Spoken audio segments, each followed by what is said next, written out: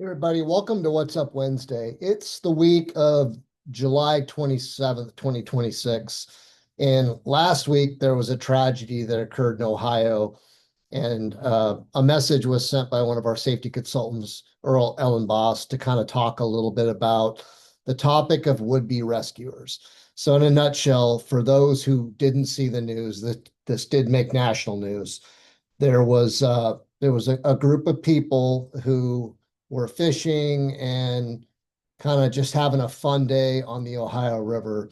And from the sounds of it, one of the adults went in the river and began to struggle. So, like many situations we've seen in the past, another adult tried to go in and save this person who was struggling in the water.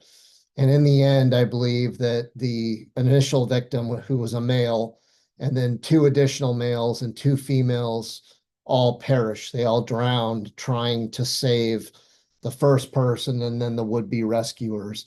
And unfortunately, um, there were children involved who were on shore, and it sounded like these children were wandering, trying to find somebody to tell them what happened.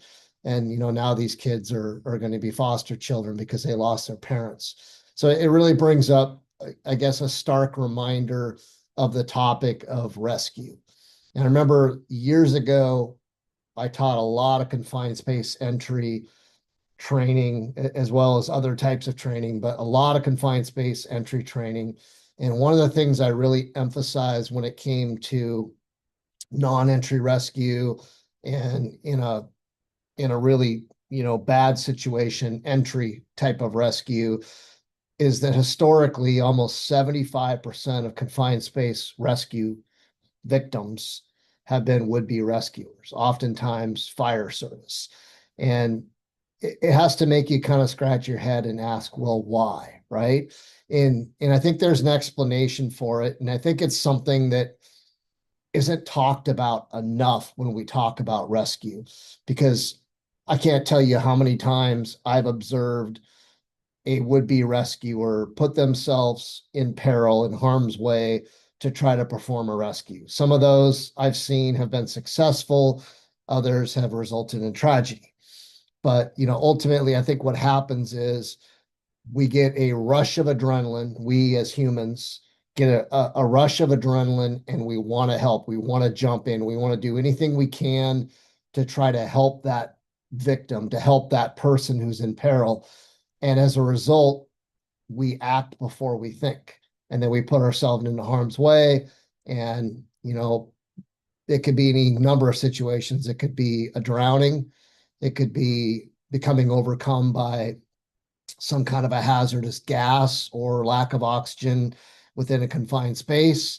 It could be so many different things. But, the point is that when we're faced with that situation, when our employees are faced with that situation, they often take action before they stop, think, and plan, because it seems like every second matters. And yet it's so critical that they take, just like anything else, just a brief few moments to plan and determine what makes the most sense. And, delegate. Hey, you call 911 right now. You go out and look for the ambulance and bring them in. We're going to do this. And the key is that the would-be rescuers need to make sure that whatever plan they're putting together and following, that they're not putting themselves into harm's way.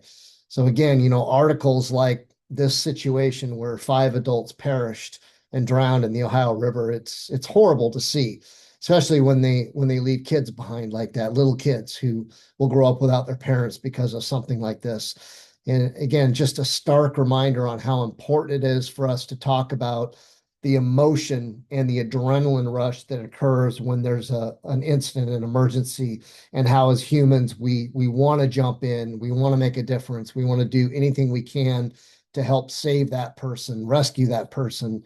And it's not worth additional lives, unfortunately. The worst thing is watching somebody die, not being able to do anything to help them. But as terrible as it may sound, it's better that only that one person dies than 3 would-be rescuers who are trying to save that person. And now you have 4 victims. So think a little bit about that, figure out how to work that into your training.